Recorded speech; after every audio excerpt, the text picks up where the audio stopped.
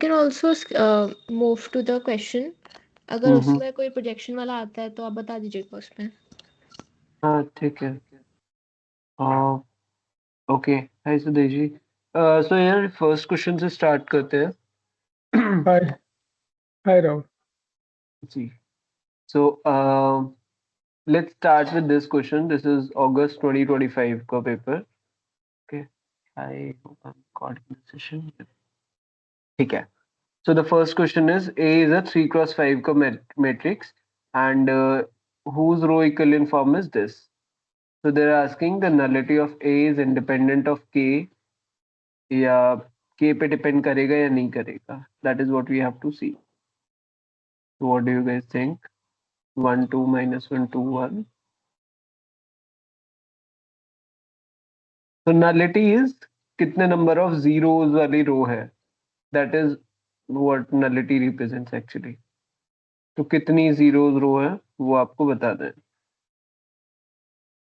तो अगर k की वैल्यू ये वाली मैं 0 कर देता हूँ तो इसमें nullity कितनी आ जाएगी. दिस इज 3 क्रॉस 5 का मैट्रिक्स. ठीक है, तो इसमें कितने वेरिएबल्स हो जाएंगे. x1 x2 x3 x4 and x5. तो हमारा फॉर्मूला होता है ना, nullity is equal to nullity plus rank is equal to क्या होता है, dimension. That is n. m cross n कितने नंबर ऑफ कॉलम्स है, that is number of variables कितने हैं. तो 1 2 3 4 5, there will be 5 variables, right? So nullity plus rank will be equal to nothing but 5. तो यहाँ पे अगर मैं k की वैल्यू इसको अगर 0 कर देता हूँ तो इसमें रैंक कितनी आ जाएगी हमारे पास. Rank will be nothing but 2 and nullity will be 3 हो जाएगा ऑब्वियसली. तो नलिटी 3 हो सकता है when k will be equal to 0 और k की वैल्यू नॉन जीरो हो जाएगी. तो उस केस में नलिटी कितनी हो जाएगी, उस केस में रैंक विल बिकम 3 बिकॉज ये वाला एलिमेंट नॉन जीरो हो गया.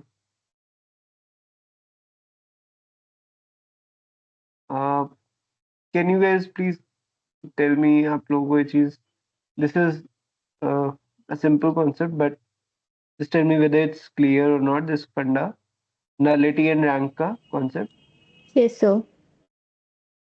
ओके ठीक है, तो इस वाले में क्या हो जाएगा फिर, रैंक मतलब ऑप्शन कौन सा ऑप्शन सही होगा. Sudesh, you can also rank unmute and ask the question. nullity will be dependent on k.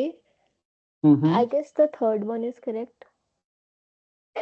Okay, third one says कि the set of possible values of nullity will be 0 1 2 3 4 5. Nullity 0 कैसे हो सकती है, मतलब इसकी. अगर k की value जैसे 1 है तो फिर nullity तो 0 हो जाएगी ना. कैसे. अगर k की वैल्यू 1 है तो ओके nullity 0 हो जाएगी क्योंकि कोई भी 0 रो नहीं रही उसमें. क्या बात कर रहे हो. ठीक है, अगर ये है हमारे पास, दिस इज 3 क्रॉस 5 का मैट्रिक्स, राइट. इसमें कितने नंबर ऑफ वेरिएबल्स हैं, 5 है ना. यस. m क्रॉस है नहीं तो होता है, तो n की वैल्यू पिक करते हैं.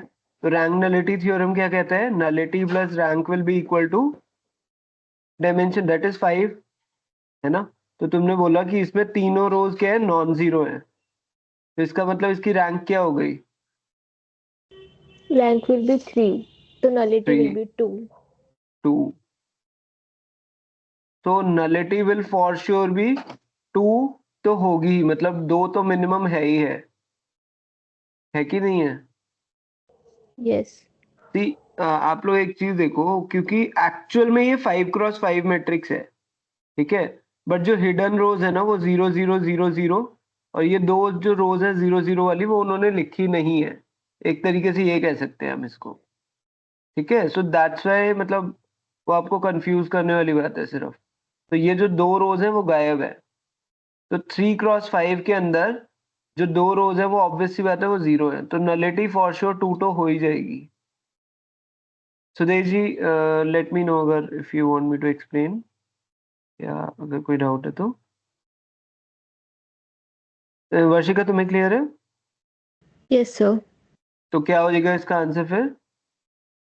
लास्ट वाला।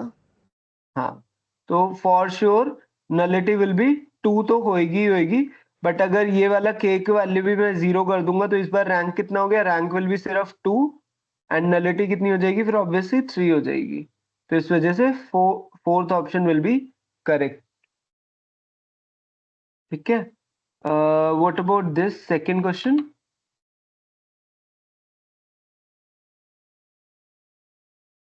इसमें ऑर्थो नॉर्मल वेक्टर्स और ऑर्थोगोनल में क्या डिफरेंस होता है? Orthogonal orthonormal matrix. वेक्टर्स का डॉट प्रोडक्ट 0 होता है। ऑर्थोगोनल उसका ही सब पार्ट होता है, जस्ट दैट उसका उसमें यूनिट वेक्टर होते हैं। That is orthonormal, the one that you are saying ना। जो ऑर्थोनॉर्मल होता है उसके अंदर उसका जो मतलब लेंथ होता है, that is this norm will be equal to 1। Orthonormal के अंदर norm will be equal to 1, that is under root of a square plus b square plus c square, जो भी होगा अगर वो वेक्टर ए बी सी है तो it should be 1। This is in orthonormal. And orthogonal is v1 dot v2, v1 और v2 का inner product will be equal to 0। This is orthogonal. ठीक है, थोड़ा सा उल्टा बोल रहे थे। जस्ट ट्राई टू सी, मतलब अभी देखो एक बार इसको फर्स्ट ऑप्शन में, इज इट ऑर्थोनॉर्मल, ऑर्थोगोनल और व्हाट?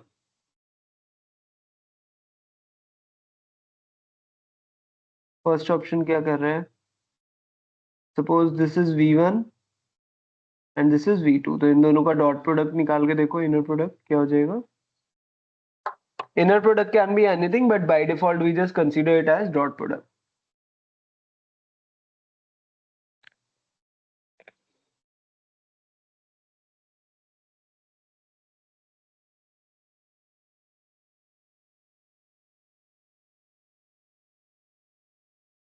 तो v1 डॉट v2 आप करेंगे तो कितना आ रहा है?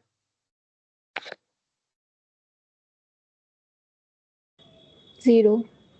0 आ गया, तो कौन सा हो जाएगा फिर ऑप्शन? इसका हम नॉर्मली चेक करेंगे अब। हाँ, नॉर्म करो ना, कोई दिक्कत नहीं है। Check the norm of the vectors.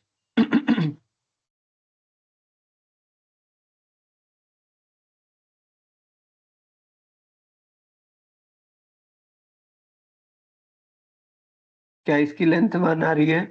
Sorry.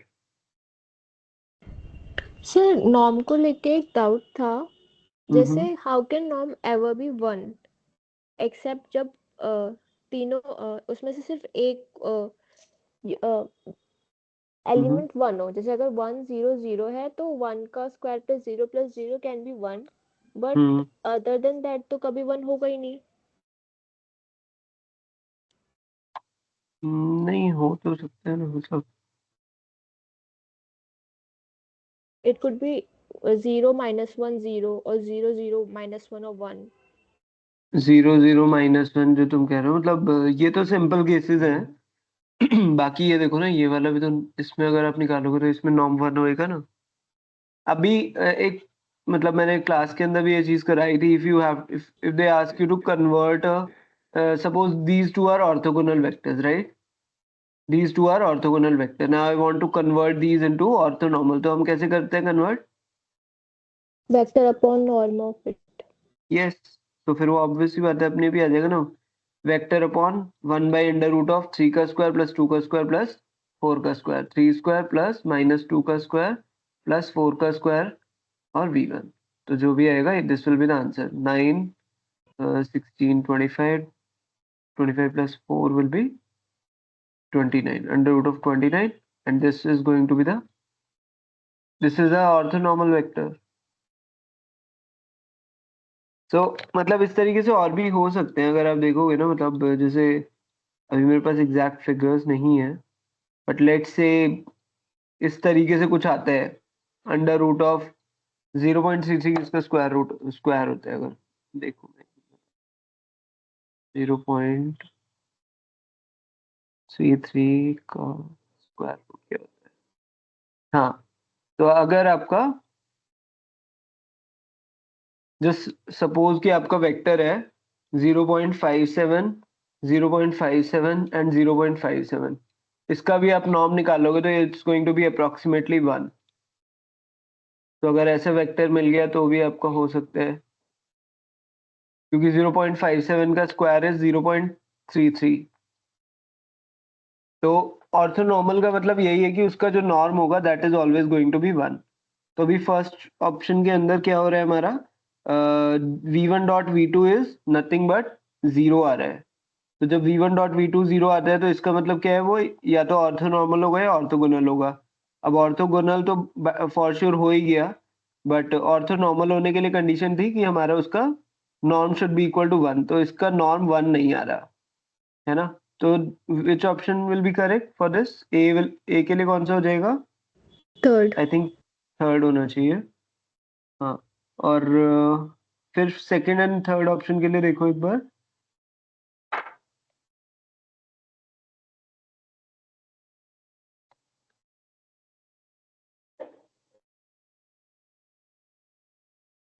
जब इसका डॉट प्रोडक्ट कैलकुलेट कर रहे हैं तो जो बाहर के कॉन्स्टेंट्स हैं उनको साइड में रख सकते हैं या फिर उनके साथ कैलकुलेट करना है?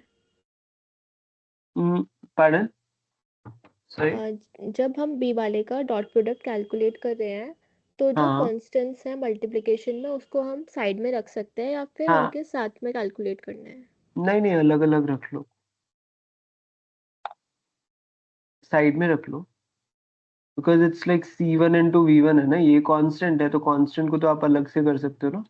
तो 1/√11 इंटू 1/√6 हो जाएगा, इसको आप अलग से ले लो एंड देन इन दोनों को मल्टीप्लाई कर लो, 3 1 1 and -1 1 and 2। This will become 1/√66। और ये क्या आ जाएगा, ये देखो, 3 into -1 will be -3, 1 into 1 will B 1, 1 into 2 will be 2. So this is nothing but 1/√66 into 0। तो ये आ गया 0 हमारा। तो ऑर्थोगोनल वाली प्रॉपर्टी तो हो ही रही है। Now you can simply check the norm of these two. If norm of these two is 1,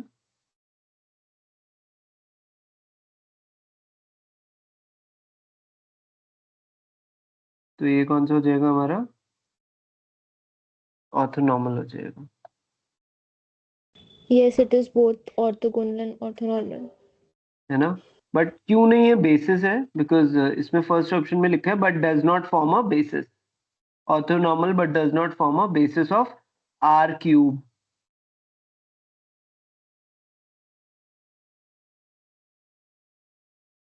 and yes, same thing for this, why this is क्योंकि इसमें टू वेक्टर्स हैं, आर क्यूब में थ्री हैपनिंग। वेक्टर्स होने चाहिए। Correct correct. तो basis का हमने first quiz one से पहले पढ़ा था कि वो बेसिस की डेफिनेशन क्या होती है, तीनों मतलब जितने भी होंगे वो सारे एल वेक्टर्स होंगे और वो पूरा वेक्टर स्पेस का स्पैन करेंगे, मतलब पूरा कवर करेंगे, वो स्पैनिंग सेट होते हैं, है ना। तो वो पूरा कवर करते हैं। तो अभी आर क्यूब को कवर करने के लिए तीनों एक्सेस आने चाहिए, तीन वेक्टर्स होने चाहिए, बट यहाँ पे कितने हैं, सिर्फ दो वेक्टर्स हैं। तो इस वजह से it won't be able to cover the complete R cube. तो इस वजह से इसका डायमेंशन क्या हो गया, दोनों इसमें दो है हमारा, लेफ्ट साइड में दिख रहा है, बट एक्चुअल में हमारा बेसिस क्या है, 3 डायमेंशन का। तो इस वजह से this is incorrect. So does not form a basis हो जाएगा इन दोनों। But what about the third option, इसमें भी यही हो जाएगा, v1.v2 आप करोगे तो 0 आएगा, v2.v3 करोगे तो भी 0 आएगा, and v1.v3 will also be equal to 0। तो इस वजह से इट विल फॉर्म ऑर्थोगोनल वाला कंडीशन। और क्योंकि ये 3 डायमेंशन हो गई, तीनों एल आई वेक्टर्स हैं, तो इस वजह से ये बेसिस हो जाएगा इसका।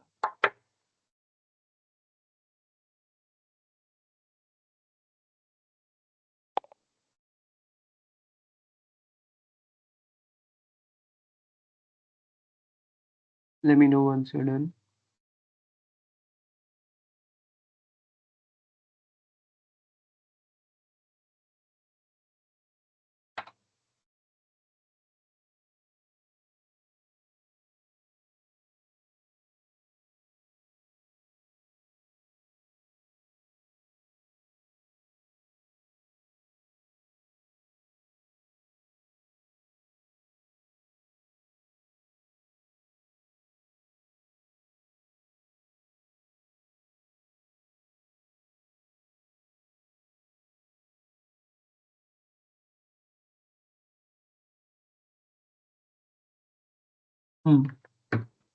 Rashika, done?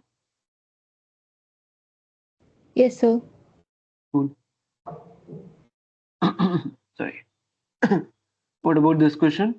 So U is equal to this vector from the inner product space of R cube with usual inner product. Which of the following options is true?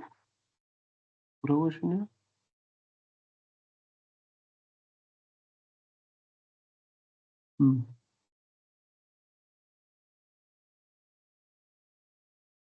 हाँ जी,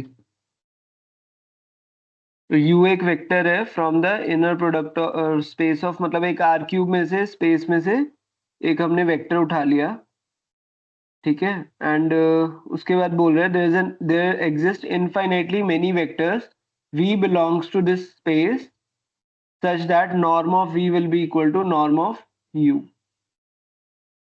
तो क्या ये करेक्ट है, इनकरेक्ट है?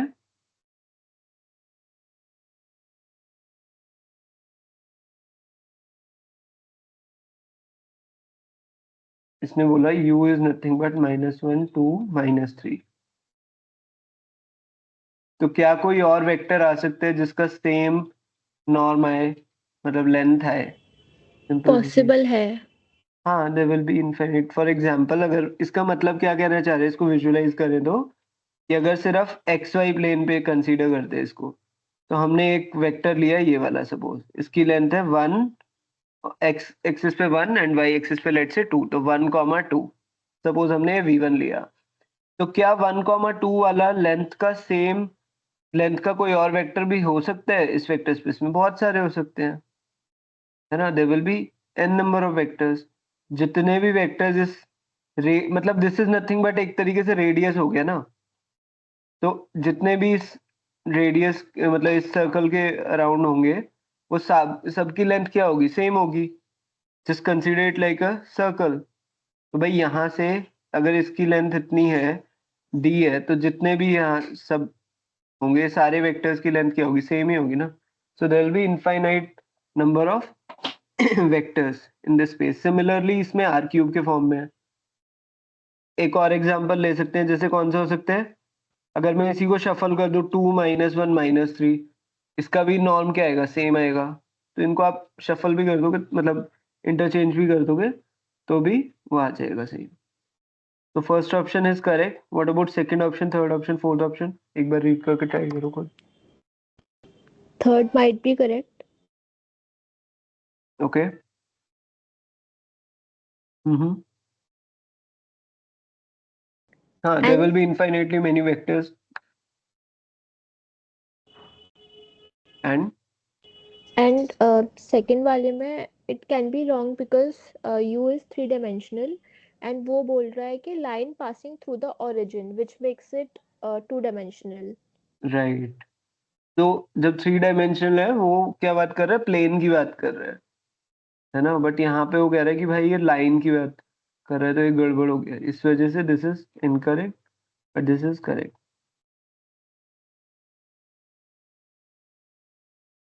And what fourth about भी गलत हो सकता है बिकॉज थोड़ा सा स्ट्रॉन्ग स्टेटमेंट है कि set of the set of all orthogonal vectors will form a subspace of R cube.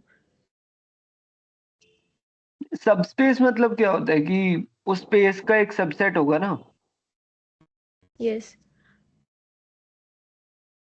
Are cube का। but ऐसा भी तो हो सकता है कि हम्म, वो R क्यूब का ना हो, जैसे R स्क्वायर का हो या फिर R का हो बस। कैसे? जैसे ऑर्थोगोनल के लिए क्या कंडीशन होती है हमारी? Dot product should be 0। हाँ, तो अगर कोई, मतलब आपने बोला कि आर में हो सिर्फ, तो एग्जांपल ऐसा कोई? एग्जाम्पल R स्क्वायर का ले लेते हैं। अगर हम्म। एक्स वाई एंड 0 है या फिर एक्स वाई और एक्स प्लस वाई है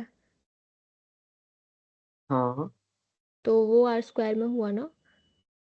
बट जेड जेड एक्सिस में कुछ है वैल्यू या जीरो ले रहे हो? एक्स प्लस वाई ले लेते हैं। अच्छा, ओके। तो अगर हम इसका डॉट प्रोडक्ट करेंगे तो किसके साथ? एक्स प्लस वाई आपने लिया, तो इसका डॉट प्रोडक्ट एक्स वाई और एक्स माइनस वाई से कर सकते हैं। नहीं, हमें u के साथ करना है ना। The set of all vectors orthogonal to u।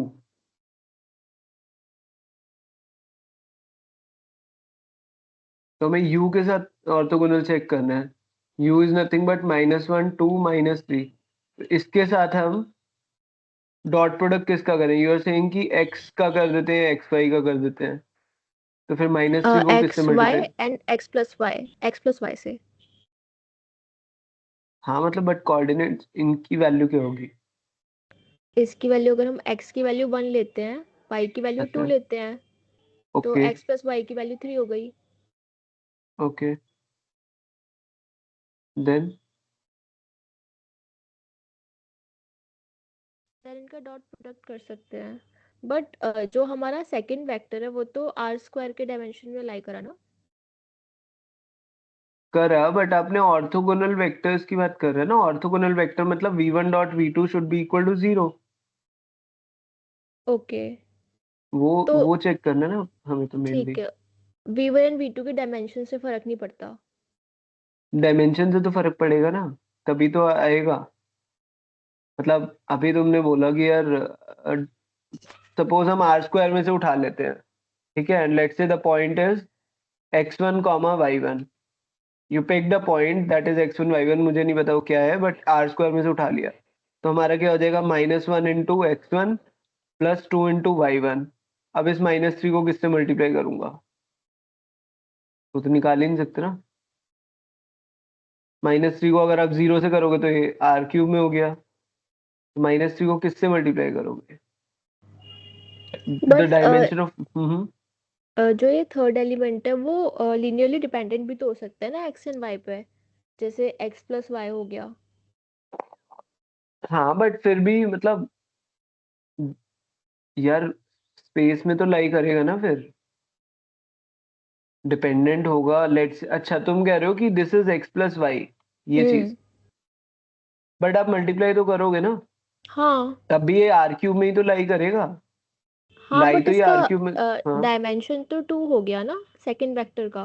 Correct correct, dimension two होगी, बट यहाँ पे they are not talking about dimension, they are just saying कि वो क्या इस सब स्पेस में लाई करेगा या नहीं करेगा। हाँ मतलब दैट ओनली आई आस्क्ड कि अगर हम हम्म दो वेक्टर्स का डॉट प्रोडक्ट कर रहे हैं, हम्म तो हम्म। उन वेक्टर्स का डायमेंशन मैटर नहीं करेगा, जो एंड प्रोडक्ट आएगा हाँ, वो मैटर करेगा।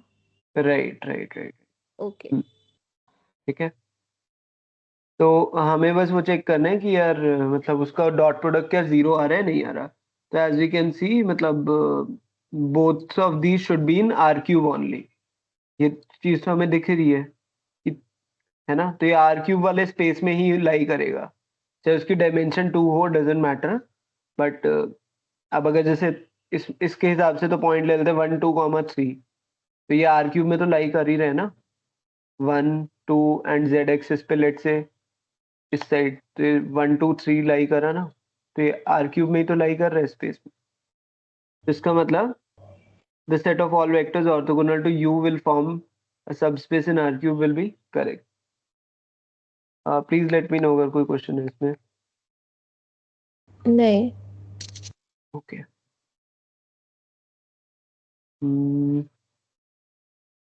ठीक है। देन ये थोड़ा अच्छा क्वेश्चन है। Read this.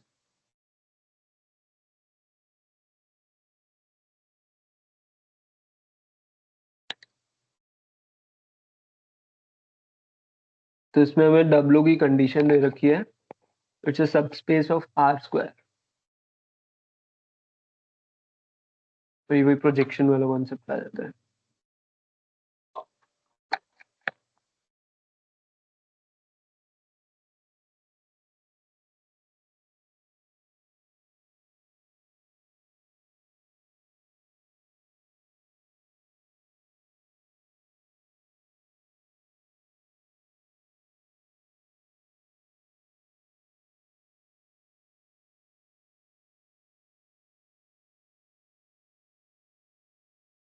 ठीक है, करते हैं एक बार। सो अगर उसने दिया है x plus y equal to 0, तो can we just try to find the basis of it. W में जो कंडीशन उसने दी है तो इसका बेसिस हम क्या निकाल सकते हैं? 1 and -1. करेक्ट। तो पॉइंट्स क्या हो गए? x, y हो जाएगा। तो अगर x की वैल्यू मतलब मुझे निकालनी है तो it's gonna be x equal to -y। तो -y और y रख देता हूँ। तो जब y कॉमन ले लेंगे तो -1, 1 और कुछ भी लिख दो, 1 -1 क्या, तो है ना, मतलब कुछ भी आप ले सकते हो। तो all the points like -1, 1, 5, -5 these will lie in this subspace, है ना, इसके अंदर लाई करेंगे। तो हम इसका बेसिस क्या कह सकते हैं? सिंपल सा, as you said, it's gonna be 1, -1 ले लेते हैं। ठीक है, ये हमने इसका ले लिया। तो W के अंदर बेसिस विल बी दिस। तो अभी ये बोल रहा है कि मतलब इसको जस्ट एक बार विजुअलाइज करके देखते हैं। तो ये क्या कहना चाह रहा है? 1, -1 विल लाई कहाँ पे? इधर एंड दिस साइड, राइट। सो ये कुछ इस तरीके से लाई करेगी, लाई, है ना। तो अब इसके ऊपर ये कह रहा है दिस पॉइंट 4, -2, 4, -2, इस पॉइंट को लाई करना है, मतलब इसका प्रोजेक्शन हमें देखना है। तो वो प्रोजेक्शन जो है that is this point is nothing but alpha, beta. ठीक है, अल्फा, बीटा। तो हमें उसका डिफरेंस निकालना है। तो कैसे निकालते हैं? प्रोजेक्शन का formula do you remember? I just read it अभी थोड़ी देर पहले कि हम्म projection of V by U W equal to hmm V into U upon hmm U hmm into U और फिर उसका whole multiply U. V into projection of V on U is nothing but V dot U, inner product of V and U, divided by norm of U into U. U. Okay. And it is not norm of U, नीचे वाला भी dot product ही है U का.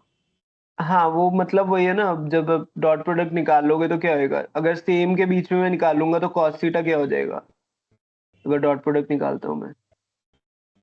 अगर एक ही vector के बीच में dot product निकालना है, it's going to be, suppose v dot v निकालना है तो क्या होगा? Norm of v into norm of v cos theta होता है ना। Yes. v dot u is nothing but v dot u क्या होता है? v norm of v into norm of u cos theta होता है। अगर मुझे सेम वेक्टर के बीच में निकालना है, v norm of v into norm of v into cos of 0 degree हो जाएगा, क्योंकि सेम वेक्टर के बीच में एंगल क्या होगा? 0 डिग्री होगा। तो cos 0 is nothing but 1, right? Yes. है कि नहीं? तो बस यही आ जाएगा। Okay. ठीक है, तो अभी just try to find this. 6. I think that's correct. Let me see. Yup, 6 is the right answer. तो ये अभी निकाला। हाँ. ठीक है, एक बार जस्ट बता दो बिकॉज सो दैट किसी और को भी ऑडियो मतलब रिकॉर्डिंग में दिखेगा तो क्लियर हो जाएगा। How do you solve it? Okay.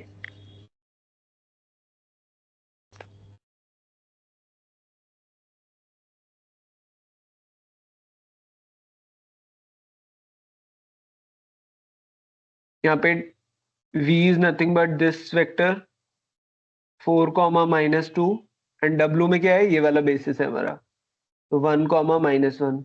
और हमने क्या बोला? नॉर्म ऑफ w, है ना।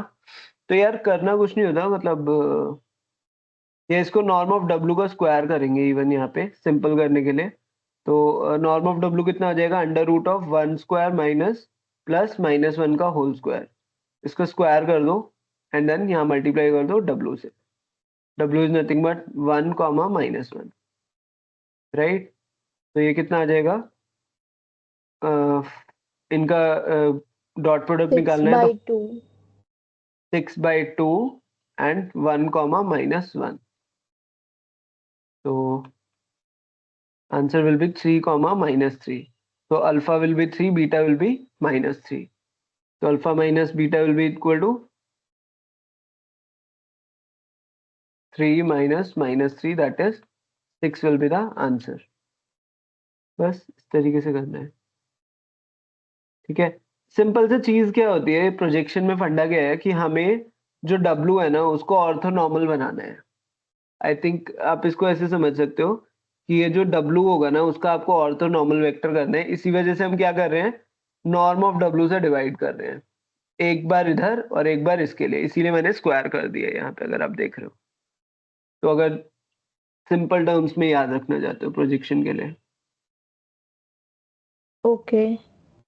हाँ, क्योंकि उसमें भी हम यही कर रहे थे ना, एक ऑर्थोगोनल वेक्टर को ऑर्थोनॉर्मल में कन्वर्ट करने के लिए we were just dividing it with the norm. Same thing we are doing here.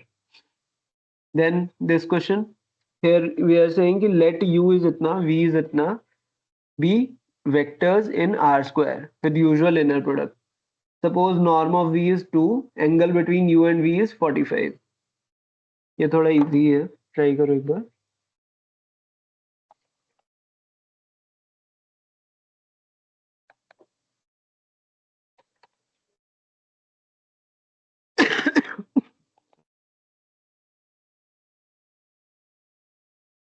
Can you write the formula for it? Which formula? Cos theta वाला? हाँ। So v dot u is equal to nothing but norm of v, norm of u cos theta. Yes.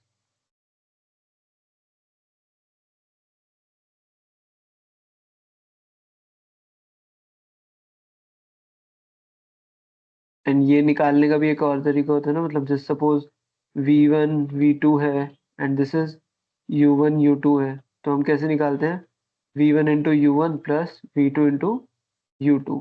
इसको आप इस तरीके से भी solve करते हो, अगर डॉट प्रोडक्ट निकालते हैं ना।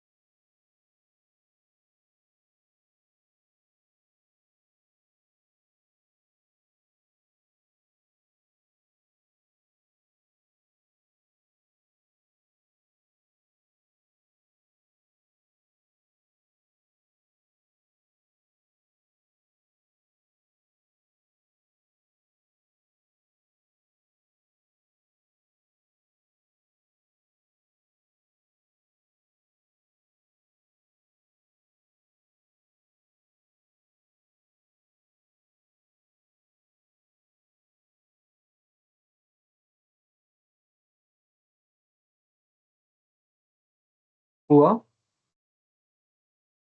u is equal to 1,1। 2 is the answer. ठीक है, देख लेते हैं u डॉट v कितना आएगा, v dot u will be equal to इतना and this, right. So this is going to be v1 plus v2। इसको इससे मल्टीप्लाई करोगे आपको इससे, ठीक है। Similarly we will do this, norm of v has been given as 2, norm of u आपको कितना आ जाएगा, स्क्वायर रूट ऑफ 2 आ रहेगा इस, है ना। Yes. तो norm of u will be nothing but under root of 1 का स्क्वायर प्लस 1 का square, that is under root of 2, and cos 45 is nothing but कितना हो जाता है, 1/√2 होता है, तो 1/√2। इससे कट हो जाएगा, दैट इज 2, तो 2 विल बी द आंसर। बस ऐसे ही करना है। व्हाट अबाउट दिस क्वेश्चन, देखते हैं एक बार।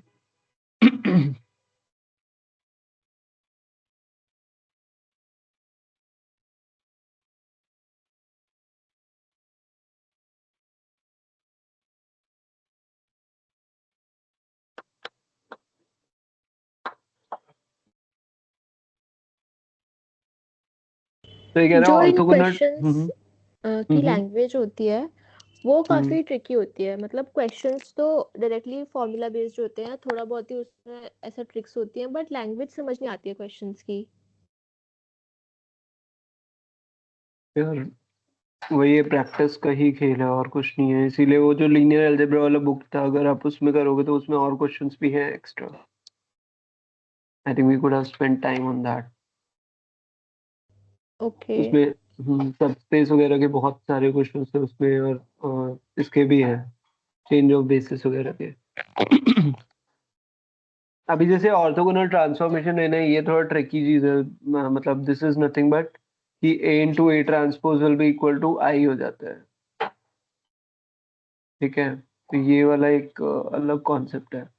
Orthogonal transformation is A into A transpose will be equal to I.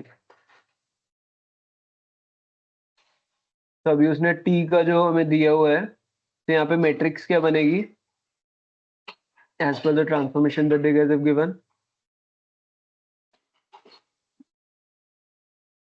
Matrix क्या होगी आपकी इसके हिसाब से?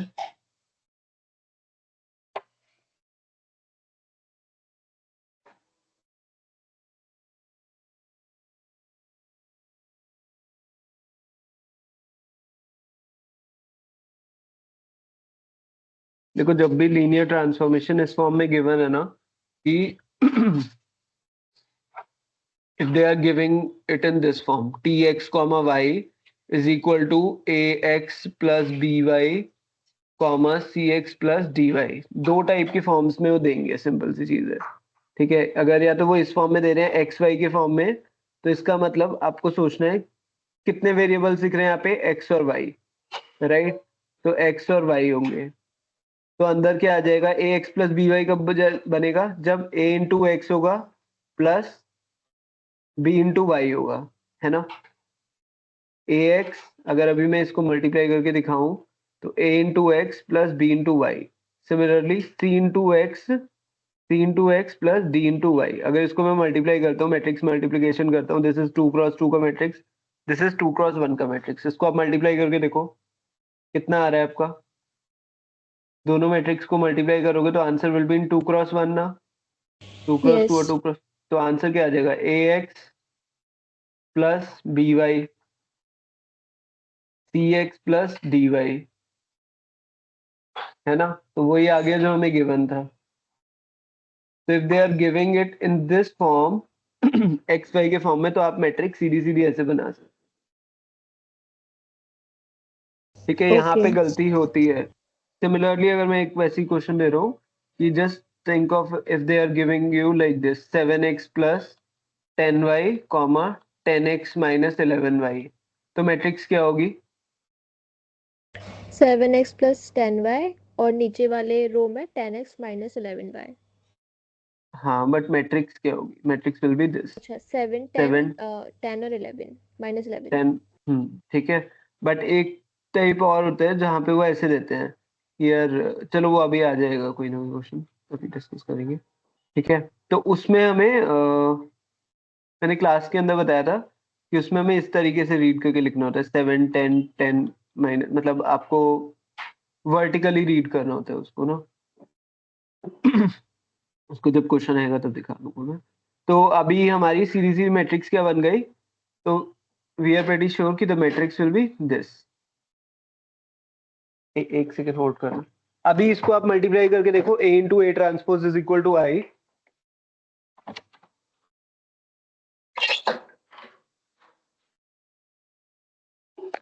ए into A transpose equal to I करके देखो।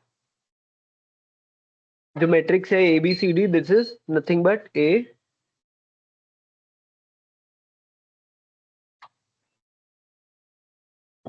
Transpose will be this is equal to, क्या बोल रहे हैं वो, उसने बोला है कि ऑर्थोगोनल ट्रांसफॉर्मेशन को फॉलो कर रहे हैं। और उसने नीचे ए की वैल्यू 1 भी गिवन है यहाँ पे। अगर देखोगे ए की वैल्यू 1 गिवन है, एंड डिटर्मिनेंट ऑफ जो मैट्रिक्स है वो भी उसने कहा है कि वो लेस देन 0 है।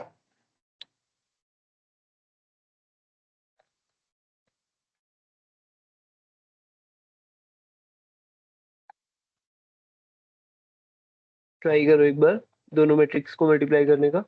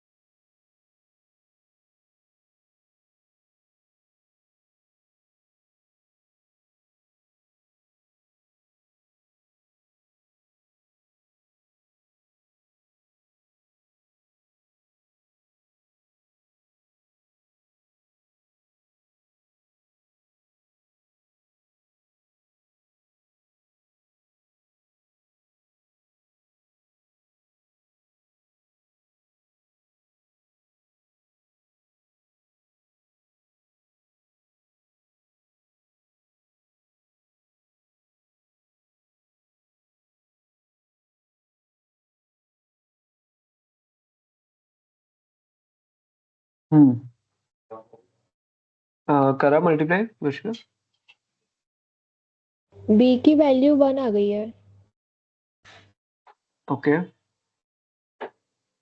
Rest I am trying to solve. ठीक है करो कोई नहीं। तो मैं जस्ट मैट्रिक्स मल्टीप्लिकेशन करके देख लेता हूँ एक बार। a square plus b square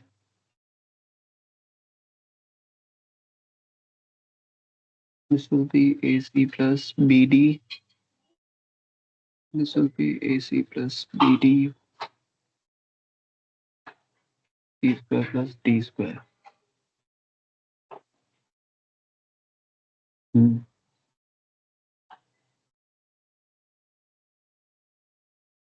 b की वैल्यू 1 तो नहीं आएगी यार, गलत कर रहे हो। a square plus b square will be equal to 1 ना।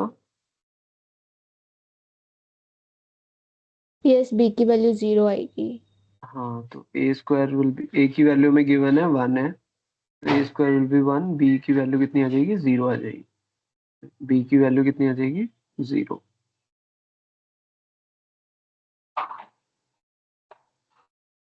C is also 0 okay and I guess D is also 0. नहीं है सर, देखते हैं। AC plus BD will be equal to 0। A की वैल्यू 1 है, C की वैल्यू मुझे नहीं पता, B की वैल्यू 0 है, D की वैल्यू मुझे नहीं पता। तो C plus 0 is equal to 0, तो C will be equal to 0। C की वैल्यू 0 आ गई। देन D की देख लेते हैं। D की वैल्यू 0 तो नहीं आएगी ना। क्या आएगी D की वैल्यू बताओ।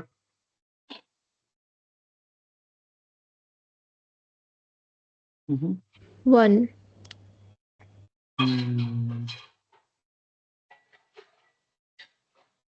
बनाएगी, गलत है बोले। तो C square plus D square will be equal to sorry 1 है, तो सी का वैल्यू 0 है, D square will be equal to 1। तो डी की वैल्यू क्या क्या हो सकती है, प्लस माइनस 1 हो सकती है कि नहीं। Yes. अब प्लस होगी 1 या माइनस 1 होगी वो आपको चेक करना होगा। तो हमें कुछ और भी इंफॉर्मेशन गिवन है, ध्यान से क्वेश्चन देखो, just read the question properly.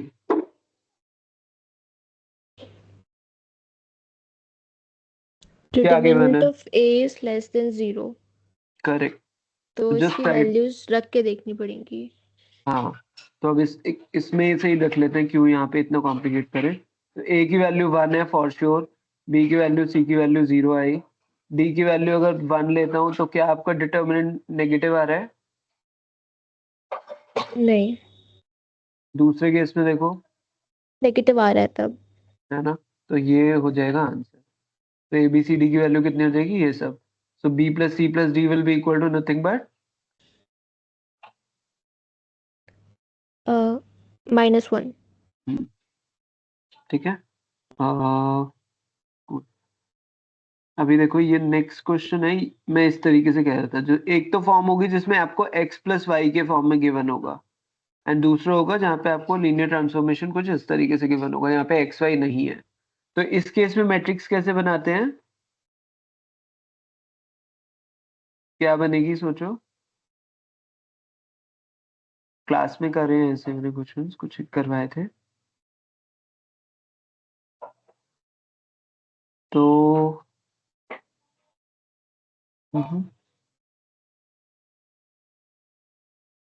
इसके अंदर ना देखो ध्यान से समझो, जब वो एक्स वाई वाला फॉर्म है तो हमें क्लियर हो गया है ना। इस केस में क्या बोल रहा है, एक तो 1001 है, तो इसका मतलब क्या हो गया, स्टैंडर्ड बेसिस यूज कर रहा है, राइट। और जो ये वैल्यूज हैं जो आपके राइट साइड में दिख रही हैं, इन वैल्यूज को आप कैसे लिखते हो, अल्फा-6, एंड जो दूसरी वाली है इनको वर्टिकली लिखते हैं ना कि हॉरिजॉन्टली, जैसे हम पहले कर रहे थे। तो 3 इधर एंड अल्फा+1 विल बी हियर। तो जो मैट्रिक्स बनेगी लीनियर ट्रांसफॉर्मेशन की, that is going to be like this, ठीक है। जब एक्स वाई के फॉर्म में गिवन है तो हमें उस तरीके से लिखनी है हॉरिजॉन्टली। जब if they are providing you values like this, then आपको इस तरीके से वर्टिकल लिखनी है।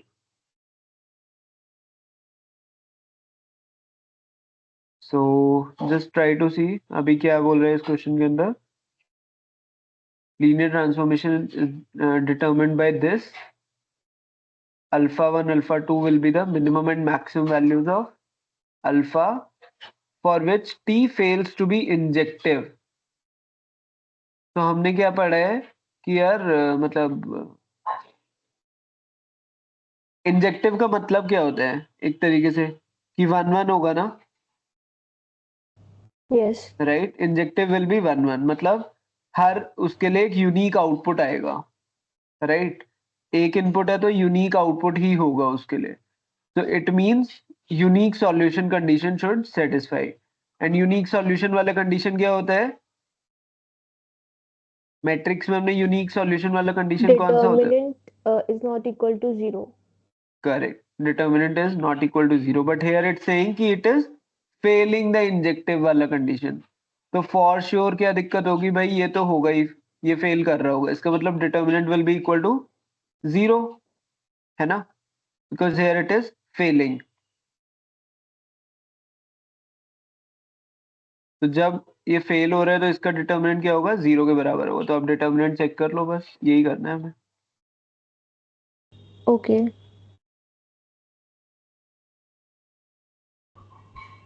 It means determinant will B 0। तो अल्फा की वैल्यू निकाल के देखो बस।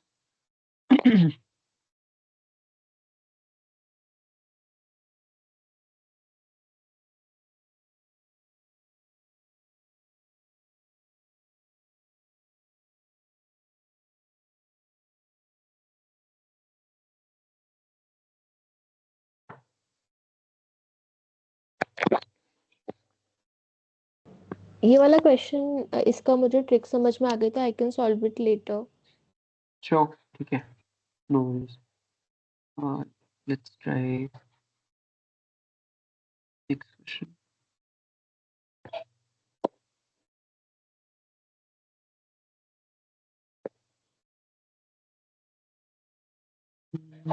एक सेकेंड।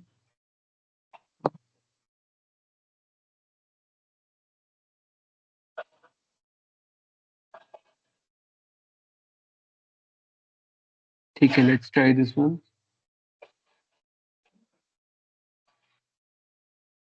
एक बार इसको देखते हैं।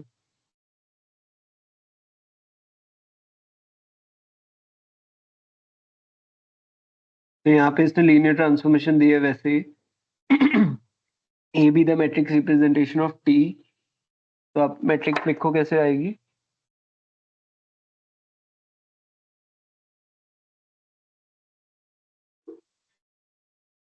just think of we are going to multiply it with x y z, तो कितना हो जाएगा यहाँ पे, क्या क्या आएगा।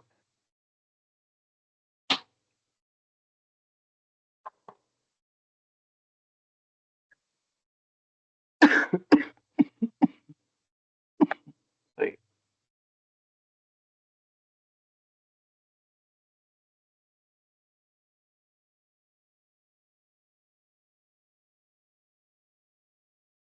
Matrix will be 1 2 0, 2 minus 1 alpha, 3 1 beta. 1 2 0 2 minus 1. Alpha Okay. 3 1 beta. 3 1 beta. ठीक है. So alpha beta can be any real number. That's what they are saying. So A with the matrix representation ये आपने लिख लिया सही से. With standard basis. ठीक है. For both domain and codomain. तो standard basis है input output के लिए. और suppose A is similar to the matrix given by this. तो similar matrices के लिए क्या होती है हमारी?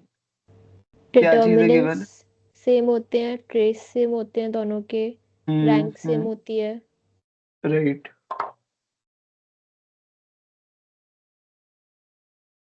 करेक्ट. तो बस वही चीज चेक करनी है हमें. इसका डिटर्मिनेंट क्या आ रहा है बी का? Just try to check.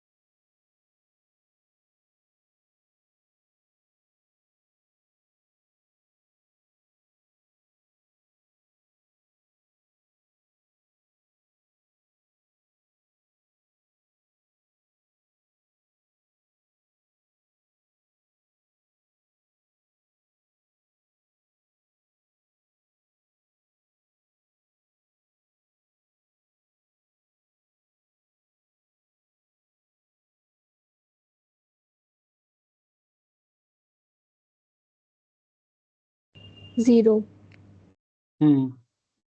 सो आपका डिटर्मिनेंट जो हमारा आ गया 0 आ गया ना.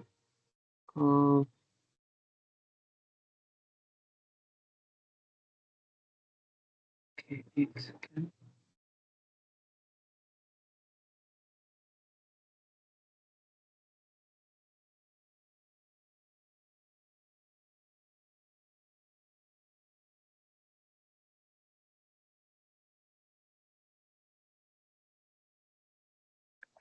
स्क्रीन. हाँ ठीक है. so here they are saying alpha comma beta is belongs to R. Let A be the matrix representation of this. So beta is determinant of this you calculated as 0, right? Yes. So they are saying कि भाई A is similar to B. तो दोनों matrices का rank क्या हो जाएगा?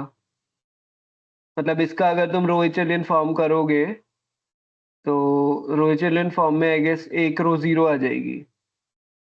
ठीक है. ये करके देख लेते हैं. 1 2 3 4 minus 5 minus 6. This is minus 5 3 3. Let's convert these two to 0. So 1 2 3 R2 tends to R2 minus 4 R1 है ना. So this will become 0. Minus 5 minus 8, that is minus 13. Minus 6 minus 12 will be minus 18. Minus इसको भी 0 कर देते हैं. So this is R3 plus 5 R1 कर देते हैं. So this will be 13. 3 plus 15 will be 18 है ना. तो इन दोनों को जब आप ऐड कर दोगे तो this will become third row will become 0, right. R3 tends to R3 plus R2 कर दोगे तो रैंक कितना आ गया? Rank of b is 2.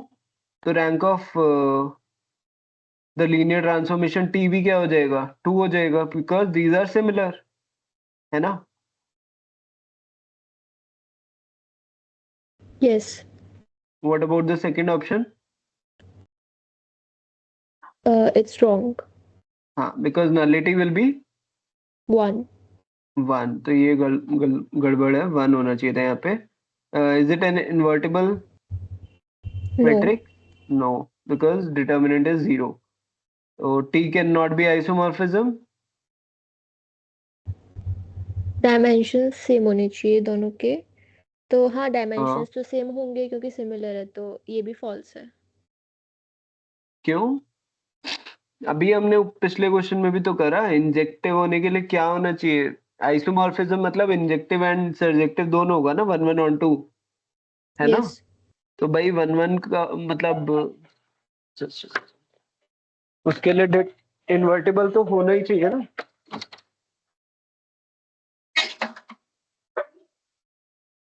That's a bare minimum condition. अब यहाँ पे तो डिटर्मिनेंट ही 0 है, तो आइसोमॉर्फिज्म हो ही नहीं सकता. हाँ, एक हाँ, सेकेंड. तो can not, it cannot be T cannot be an isomorphism will be correct. आप इसको लास्ट वाले पॉइंट को वापस से एक्सप्लेन कर सकते हो? तो आइसोमॉर्फिज्म में हमने अभी पढ़ा ना 1 1 ऑन 2 का, तो 1 1 के लिए हमने पिछले क्वेश्चन में भी करा कि भाई determinant of A must be equal to not 0, right? अगर वो आइसोमॉर्फिज्म है, मतलब 1 1 है, 1 1 होने के लिए it should be the determinant should not be equal to 0. Here they are saying कि T cannot be isomorphism. So cannot be isomorphism means determinant of A will be 0, है ना? Okay. Because they are saying cannot, ना कि T is isomorphism. But मैंने कहीं पढ़ा था कि हम्म. दोनों के डायमेंशंस अगर सेम है तो दे आर आइसोमॉर्फिक. सो अगर वो दोनों मैट्रिसेस सिमिलर हैं तो उनकी डायमेंशंस भी सेम होंगे क्योंकि रैंक सेम हाँ, है. तो अगर डायमेंशन सेम है तो फिर आइसोमॉर्फिज्म होना चाहिए ना. बट मतलब एक चीज है ना कि जैसे T can not be isomorphic, तो आपको T का देखना है पहली चीज तो ना, कि T आइसोमॉर्फिक आइसोमॉर्फिज्म फॉलो कर रहा है या नहीं कर रहा. तो T का इनपुट वाला क्या डायमेंशन था हमारा, उसने बोला अभी T का इनपुट डायमेंशन इज RQ, है ना? ओके. बट आउटपुट साइड में आप क्या देख पा रहे हो? आउटपुट साइड में तो हमारा 0 हो गया, तो रैंक इसका 2 है. मतलब R³ से कहाँ जा रहा है ये, जो अपोजिट साइड में है उसमें थर्ड जो है वो लीनियरली डिपेंडेंट है, आर तो उसका स्क्वायर पर. डायमेंशन क्या हो जाएगा, R² हो जाएगा. तो डायमेंशन सेम नहीं हुआ, है कि नहीं? ओके. है ना? तो इस वजह से तो ये वो वाली कंडीशन भी जो तुम बोल रहे हो उसको भी सेटिस्फाई नहीं कर रहा, तो आइसोमॉर्फिज्म होने के चांसेस है ही नहीं. What you are saying is कि ए और बी को आप कंपेयर कर रहे हो, वो अलग चीज है, बट यहाँ पे वो पूछ रहा है कि टी क्या आइसोमॉर्फिज्म फॉलो करेगा या नहीं करेगा. हमें टी का चेक करना है इस मैट्रिक्स का, जो आपने ये बनाया है ना, ये वाला जो है, इसको हमें चेक करना है कि ये क्या 1 1 ऑन 2 है या नहीं है, by comparing it with this. तो हमें यहाँ पे इसको कंपेयर करके ये पता चल गया कि इसका रैंक क्या आएगा, 2 आएगा. तो इसका मतलब एक रो क्या हो जाएगी, 0 हो जाएगी. तो एक रो ओके. 0 हो गई, इसका मतलब डायमेंशन विल बी 2, है ना? Okay. So because of this, we can be sure कि ये आइसोमॉर्फिज्म फॉलो नहीं करेगा. Sorry. हाँ, कहाँ गया next question, just a second.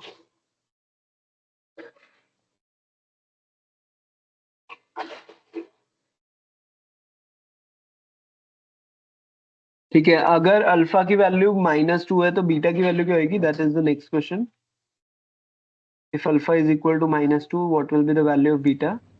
-14/5. Okay, कैसे निकाला आपने? इससे पहले मैंने वो ए का डिटर्मिनेंट कैलकुलेट करा था, तो उसमें 7 अल्फा -5 बीटा इक्वल टू 0 आया था एंड में. अच्छा, तो उसमें वैल्यूज रखकर. ठीक है, लेट मी चेक. कितना आंसर बताया तुमने? Okay, I did it wrong, एक सेकेंड। हाँ भाई,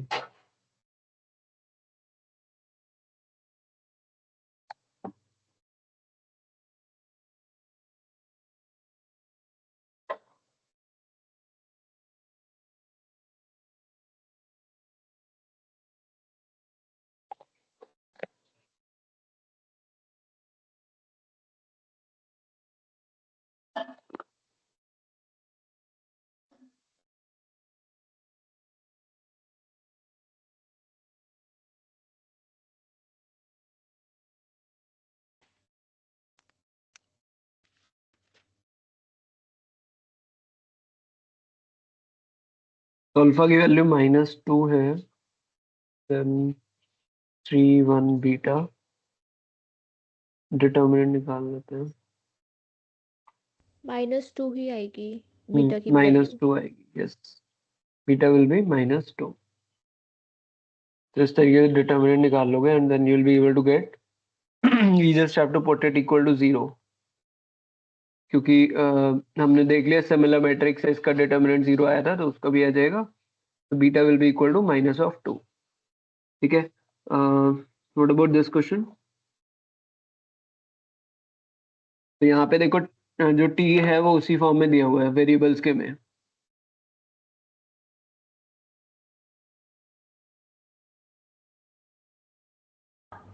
सर एक बार आप बता सकते हैं कि कौन से टाइप के ट्रांसफॉर्मेशन में, जैसे आपने पहले हम्म, बताया कि रोज के फॉर्म में लिखना, कौन से में कॉलम्स के फॉर्म में?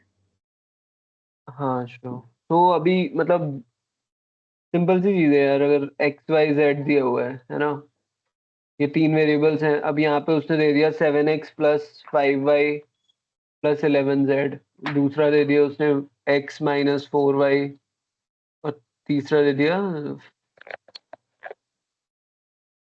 Second 11y - 7z। तो अभी इसमें क्या दिख रहा है हमें, वेरिएबल्स के फॉर्म में है ना, राइट, तीनों इक्वेशंस। तो मुझे ये सोचना होगा कि मैं क्या इसको ऐसे नहीं निकाल सकता सिंपल सा, कि मैं यहाँ पे 7 लिखूं तो 7x आ जाएगा, 5 लिखूंगा, मैट्रिक्स मल्टीप्लिकेशन परफॉर्म कर रहा हूँ ना सीधे सीधे, तो I am getting this, right, 7x + 5y + 11z मिल जाएगा। तो जब आपको वेरिएबल्स के फॉर्म में गिवन है, then just write the matrix in horizontal form, okay. Okay. And जब आपको मतलब ये वेरिएबल्स के फॉर्म में नहीं गिवन, जैसे पिछले क्वेश्चन में था, you are provided in this format, यहाँ पे कांस्टेंट वैल्यूज एक तरीके से आपको गिवन है कि हमने 1 और 0 पुट करा तो हमें ये आंसर मिला, हमने कोई स्पेसिफिक वैल्यूज पुट करी तो हमें आंसर कुछ मिल रहा है। In that case we have to write it in vertical format, ठीक है। ओके। तो अभी इस क्वेश्चन के अंदर अगर देखोगे तो यहाँ पे क्या कह रहे हो, क्या वो न्यूमेरिकल वैल्यूज है, कांस्टेंट वैल्यूज पुट कर रहा है? नहीं, सीधा सीधा दिख रहा है कि यहाँ पे वेरिएबल्स लिखे हुए हैं उसने। तो आपको ये वेरिएबल्स मल्टीप्लाई करके मिल सकते हैं ना, तो क्या हो जाएगा, यहाँ पे 4 वेरिएबल्स है तो मैट्रिक्स का साइज क्या होना चाहिए, 4x4 होना चाहिए आइडियली। यस। देखते हैं क्या होता है इसमें। बट ये क्वेश्चन में इसने देखो गिवन है कि input is 4 but output is 2, तो size of the matrix will be nothing but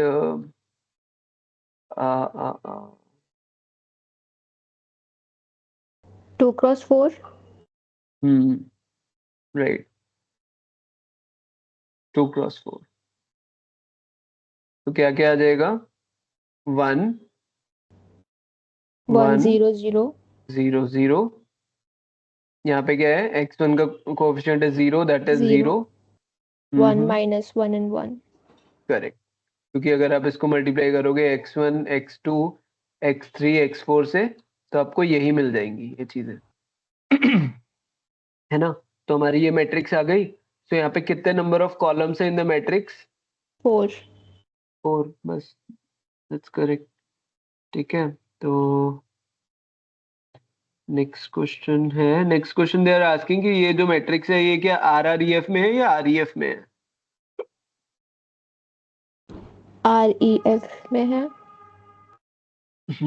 RREF में नहीं है ना? दोनों में डिफरेंस क्या होता था?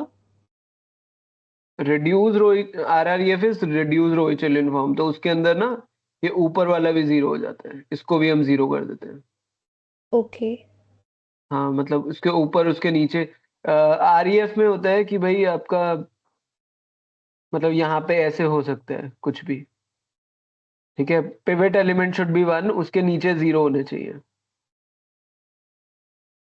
हाँ जैसे ये चीज है 5 1, so this is REF, but RREF will be nothing but, इसको मैं जीरो कर सकता हूँ नहीं कर सकता, आप खुद सोचो। इसको अगर मैं कुछ ऑपरेशन परफॉर्म करूंगा I can make it zero ना, तो ये सब जीरो करना।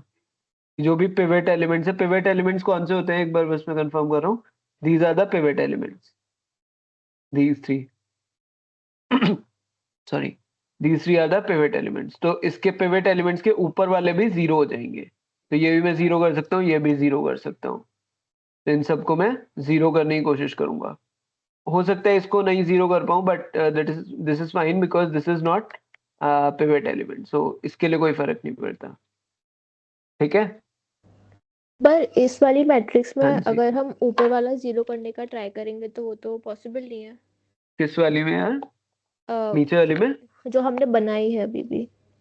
क्वेश्चन, अगर हम उसको माइनस करेंगे ऊपर हाँ तो हाँ, जो वन के नीचे वाला जीरो है वो जीरो नहीं रहेगा। You talking about this matrix? Yes. क्यों, मतलब मैं इसमें R2 मतलब R1 tends to R2 minus R1 कर देता हूँ ना, तो हो जाएगा। तो फर्स्ट कॉलम हाँ जो फर्स्ट कॉलम है उसमें जो हाँ, जीरो है वो -1 हो जाएगा ना। क्यों? मैं R1 को ट्रांसफॉर्म कर रहा हूँ ना, R2 को नहीं कर रहा, ओके ओके ओके। है ना? ठीक है। ठीक है। जस्ट नोटेड डाउन, आपको ये थोड़ा सा डाउट है तो इसमें एक बार देख लेना RREF और REF में क्या डिफरेंस है, ओके। क्योंकि छोटा सा पॉइंट है, कई बार मिस हो जाते हैं। So we are pretty much, जैसे मैंने भी यहाँ बोला ना कि पिवट एलिमेंट्स के ऊपर नीचे वाले सारे जीरो होने चाहिए REF में। यहाँ पे आई सेड कि this is not pivot element, तो इस वजह से ये जीरो नहीं भी हो तो कोई फर्क नहीं पड़ता। इसी तरीके से अगर यहाँ पे जैसे 9 होता तो you won't be able to make it zero, भाई इसको जीरो नहीं बना सकते आप, किसी भी हालत में zero banana will be very difficult for you. सोचो यस। क्यों, है ना? क्योंकि अगर मैंने इसको जीरो बना भी दिया, अभी हमने ये वाला ऑपरेशन परफॉर्म करा तो हमने सब्ट्रैक्ट करा था R2 minus R1, so this will become nothing but, कितना हो जाएगा R2 minus R1, this is going to be -10 let say, and this will be 8 0 1 -1 1। तो अब आप इसको जीरो नहीं बना पाओगे क्योंकि ये पिवट एलिमेंट के ऊपर नहीं है ना। Pivot elements were only these two, ठीक है। ओके। तो इसी वजह से सिर्फ हमें ये देखना है कि जो पिवट एलिमेंट्स के ऊपर नीचे है वो सब जीरो है नहीं है। अगर वो जीरो है तो दिस इज RREF, बट इस केस में वो नहीं है, तो इसलिए दिस इज REF ओनली। तो A is REF but not in RREF, ठीक है। Okay. And the equation the matrix that is in RREF वो ऑब्वियसली बात है REF में भी है ही है। तो अगर कोई हाँ। RREF गिवन है तो वो आप बाय डिफॉल्ट दोनों चीजों को फुलफिल करेगा, ठीक है। तो इस क्वेश्चन में this is the right option, ठीक है। Let's try solving this. Find the value of k for which the set इतना is basis of the kernel of t। t कौन सा था यार? ये तो लिख लेते हैं एक बार यहाँ पे, 1 1 0 0 0 1 -1 ये था ना। Find the value of k for which this is the uh, basis for the kernel t।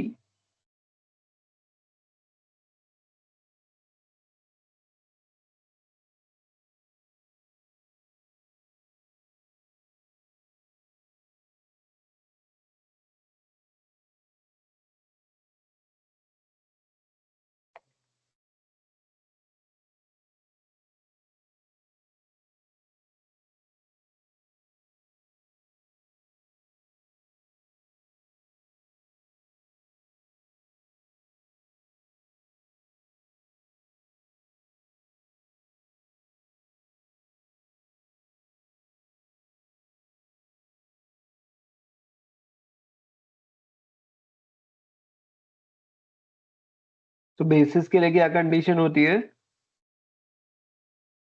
Colonel वाले बेसिस के लिए हमने क्या पढ़ा था कि dimension of the kernel will be equal to, मतलब टीवी इक्वल टू 0 होता था ना। इसको निकालने के लिए क्या पढ़ा था हमने? इक्वल टू 0 करते थे, राइट, कर्नल निकालने के लिए। Is it linked to nullity? Yes, yes it is. अच्छा, मतलब तो वो नलिटी वाला nullity, कॉन्सेप्ट। बोलो। nullity is the dimension of, kernel of T. okay, hmm. और nullity is a dimension of null space, और null space हम 0 रख के निकालते थे, okay. Yes yes yes. तो हमें इसको 0 रख के निकालना पड़ेगा।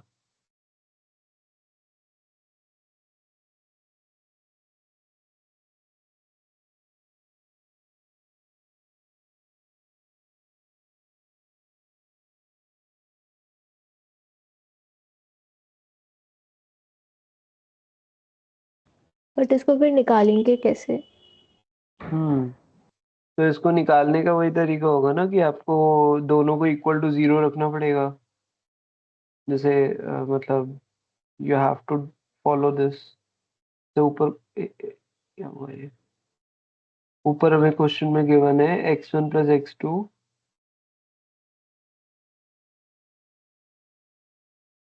x1 plus x2, the other thing is x2 minus x3 plus x4, है ना। तो हमें हाँ, जस्ट सेकेंड। तो यहाँ पे जैसे तुम बोल रहे हो dimension of kernel of T, तो यहाँ पे नलिटी कितनी है? 2 है यहाँ पे, है ना। या चलो उसको छोड़ो, अभी यहाँ पे देखते हैं। तो इसको इक्वल टू 0 रखते हैं, तो we'll have to equate it with 0। तो x1 will be equal to minus of x2, right. x1 will be equal to minus of x2 अगर आप Yes. इक्वेट करते हो 0 को। तो x2 plus x2 minus x3 plus x4 में करके देखो अभी सीधे सेम तरीके से कुछ।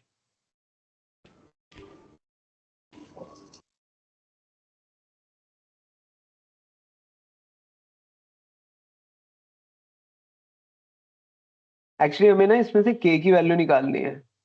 तो इसमें देखो x1 प्लस x2 क्या 0 हो रहा है दोनों में? That is happening with both of these, right. इसका डायमेंशन 2 आ गया, हाँ। तो डायमेंशन 2 है, कॉलम 4 है, तो नलिटी 2 होगी। हम्म। तो कर्नल का डायमेंशन आ गया हमारे पास। राइट। तो अभी अब हमें k का वैल्यू निकालना है। तो हमें इक्वेट करना होगा 0 से ना। So as we just discussed कि x1 will be equal to minus of x2, and this equation should also satisfy for kernel, right? x2 minus x3 plus x4 should also be equal to 0। तो हमें ये दोनों conditions check करनी है। तो just try to see कि भाई first condition satisfy हो रही है ना इसके लिए, इन दोनों के लिए, बट उससे k की वैल्यू नहीं निकल रही। सेकंड में पुट करके देखते हैं। तो x2 is 1, x3 is minus k का square, x4 is k minus 1, and equal to कितना है हमारा? एज पर द कंडीशन 0 होना चाहिए, है कि नहीं? है ना। तो यस। बस अब आप निकाल लो इसमें से। तो -1 से +1 कट गया।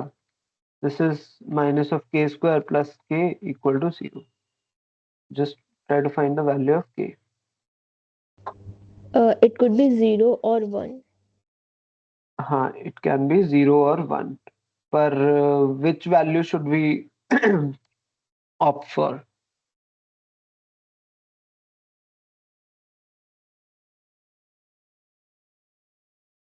देखो एक बार, क्या 0 रखने से कुछ गड़बड़ हो रहा है, या 1 रख -1 या 1 जो भी आ रहा है उससे कुछ गड़बड़ तो नहीं हो रहा? हमारा k का वैल्यू क्या क्या है? अभी you just said k common लेंगे तो this will B minus of k plus 1, तो k will be equal to 0 and k will be equal to 1, right? तो अगर k का वैल्यू मैं इसमें 1 रख देता हूँ, k का यस, वैल्यू अब 0 लेने से x1 minus x3 plus x4 will not be equal to x1. What did you से? जैसे अभी हमने इक्वेशन सॉल्व करी थी तो उनमें से हाँ एक जी, इक्वेशन बनी थी x1 equal to minus x3 plus x4। तो अगर हम k का वैल्यू इक्वल टू 0 रखेंगे तो हाँ, ये इक्वेशन इक्वल नहीं होगी दोनों एक दूसरे ओके के। Okay okay. यू सेइंग यहाँ से जो मैं x1 की वैल्यू x2 की जगह जो x1 रख रहा था माइनस ऑफ x1, इस तरीके से वो सेटिस्फाई नहीं करेगा, इक्वल टू 0 नहीं हो रहा, राइट? यस। ओके, ठीक है, दैट्स आल्सो करेक्ट। बाकी एक और तरीका भी हम देख सकते हैं, अगर k का वैल्यू इसमें 0 रखते हैं तो हमारा क्या बनेगा? -1 1, k का वैल्यू 0 कॉमा -1, है ना? और दूसरा वेक्टर क्या था हमारा? 1 -1 0 एंड 1। तो बेसिस है ये दोनों, right? These are a part of basis, तो बेसिस शुड बी Li। तो क्या ये दोनों लीनियरली इंडिपेंडेंट है या नहीं है? नहीं है। नहीं है। अगर मैं इसको -1 से मल्टीप्लाई करता हूँ तो मुझे मिल जाएगा। तो these are not Li, but k की वैल्यू जो आप 1 रख रहे हो तो you will get linearly independent vectors, है ना? यस। तो दीज आर Li। सो इस वजह से हम k का वैल्यू क्या लेंगे? Finally k will be equal to nothing but 1 will be the answer.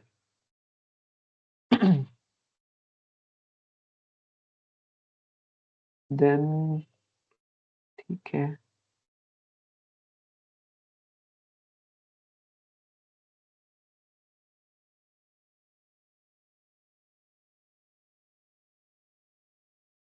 Okay.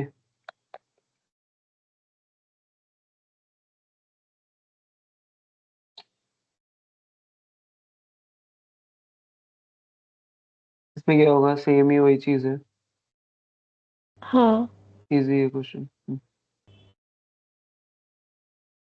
इसमें सेकंड वाला आंसर है। ध्यान से देखो, I think second, second sorry. है, ठीक, हाँ, सेकंड ही तो है। सेकंड है, ठीक है ठीक है, मैंने देखा, मैं कॉपी कर रहा हूँ, एक second.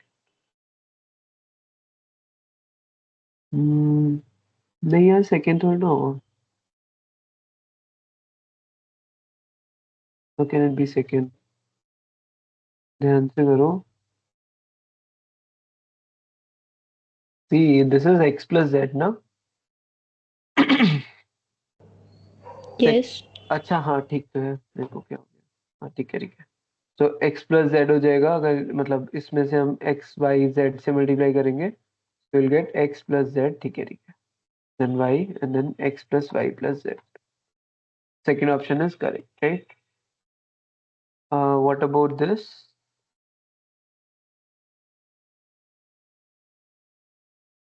This is the last question.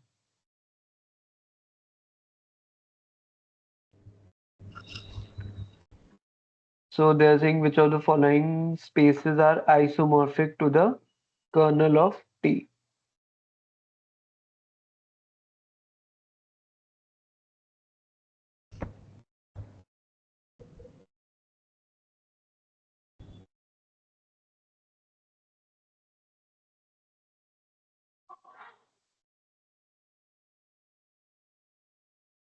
तो अभी you are saying ना isomorphism के लिए the dimension should be same, right? तो इसका dimension of T is 1। dimension of T is 1। कैसे करा आपने? x equals to z, y तो हाँ, y है ये, and x plus correct. y plus z is equal to, अगर 0 रखेंगे तो y इक्वल टू 0 आ रहा है। हम्म, तो तो y की वैल्यू हमें नहीं पता, x plus y plus z equal to 0। तो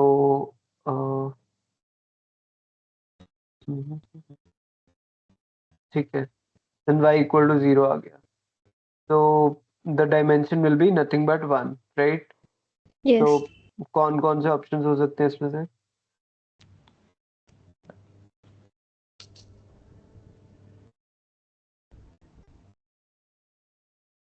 ये तो नहीं होंगे क्योंकि यहाँ पे 2x2 की है मैट्रिक्स, यहाँ पे डायमेंशन 2 हो जाएगी।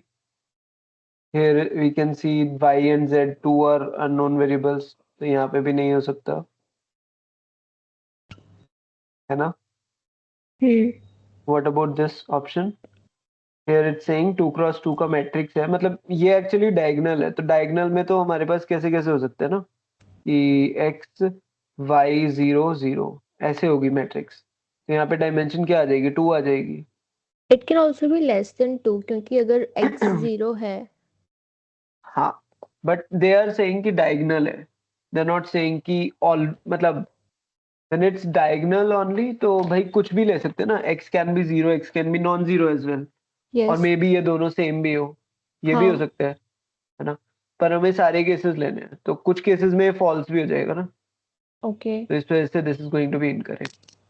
ट्रू मींस कि हर केस में वो करेक्ट होना चाहिए। okay हाँ, अभी जैसे थर्ड ऑप्शन देखो आप, थर्ड ऑप्शन में क्या बोल रहा है? 2x2 की मैट्रिक्स है but it is scalar. Scalar मतलब सेम तो इसका डायमेंशन 1 होगा। हाँ, तो ये दोनों जो होंगे diagonal elements those will be same, so dimension will be nothing but 1, 1 right?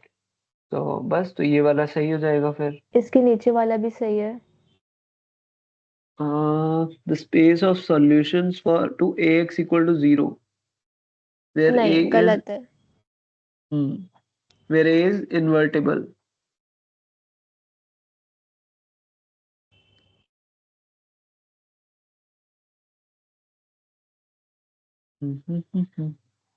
And what about the last option? This is true, इसका डायमेंशन 1 है। हाँ, उसका डायमेंशन 1 है। And what about the first option? समझ नहीं आया। Okay. So and second last option का क्या लग रहा था रीजन? पहले तो ये लगा था कि यूनिक सॉल्यूशन है बट देन आई रिमेम्बर्ड कि उसकी रैंक फुल होगी तो डायमेंशन तो 1 हो ही नहीं सकता जब रैंक फुल होगी तो। नहीं नहीं, इसका मतलब क्या हुआ ना कि ax इक्वल टू 0 है ना? तो ax इक्वल टू 0 मतलब होमोजीनियस इक्वेशन है, यस और a इज इन्वर्टिबल, तो यूनिक सॉल्यूशन तो आएगा पक्का है। तो यूनिक सॉल्यूशन आ गया, और बट वैल्यूज क्या होंगी x की सॉल्यूशन में? सब यूनिक होंगी। ट्रिवियल ओके होगा ना, ट्रिवियल होगी यस। कोई कि 0 0 0 ही होगा। ये हाँ तीनों इंडिपेंडेंट है, ए में लीनियरली इंडिपेंडेंट है, तो x की वैल्यू सब 0 ही होगी, तभी वो जाके x इक्वल टू 0 कंडीशन आती है ना? यस अदरवाइज वो इनफाइनाइट होता है। सॉरी, तो इसमें डायमेंशन क्या हो जाएगी? मतलब ट्रिवियल मतलब क्या होता है? 0 0 0, सारे हाँ एलिमेंट्स क्या होंगे? 0 होंगे, तो डायमेंशन क्या आएगी? 0 आ जाएगी। इसमें यस डायमेंशन 1 नहीं आई ना, तो इस वजह से ही गड़बड़ हो गया। What about this point?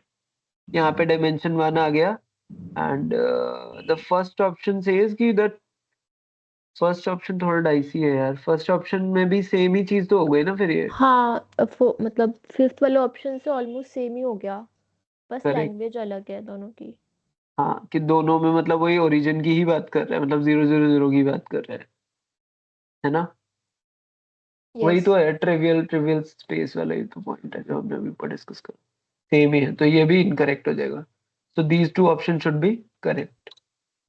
Okay ठीक है, तो we are done with August 2025 paper, and projection वाला कॉन्सेप्ट वैसे ही है, उसमें और कुछ खास नहीं है। You just have to see कि भाई ऊपर जो हमें निकालना है v डॉट यू करना है, जो भी v डॉट w है, ठीक है, और साथ में w से मल्टीप्लाई करना है, उसको हमें एज इट इज वेक्टर के फॉर्म में रखना है, जो भी आपका w1 w2 w3 जितना भी दे रखा है उसने, और नीचे नॉर्म से डिवाइड कर देना है, दैट्स इट।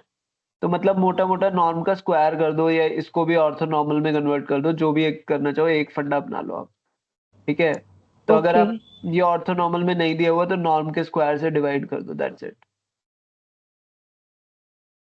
क्यों ओके करते हैं, मतलब वो नॉर्मलाइज नहीं करते थे, जैसे नॉर्मलाइज करना होता है, एमएल में भी ये कॉन्सेप्ट होता है और तुम्हारे स्टैट्स में भी पढ़ाया था हम लोगों ने कि नॉर्मलाइज करते हैं, डिवाइड करते हैं कुछ इससे ही, उसकी पूरी लेंथ से। So this is normalization. Same फंडा होता है कि आपको नॉर्म से डिवाइड करना पड़ता है, दैट्स इट। ओके तो इस तरीके से ही करना है बस, ठीक है। एक बार ट्राई कर लेना कुछ एक और questions and let me no, कल कनेक्ट करके एक और पेपर कर लेंगे, ओके ठीक है। कोई डाउट हो तो प्लीज शेयर कर देना मेरे को। हाँ, कुछ Let me know. क्वेश्चंस में थोड़े से डाउट हैं, तो मैं आज उनको गैदर करके शेयर कर दूंगी आपको। हाँ बढ़िया रहेगा, ठीक है। ओके, चलो, thank you okay so take much. Care, bye bye. Bye.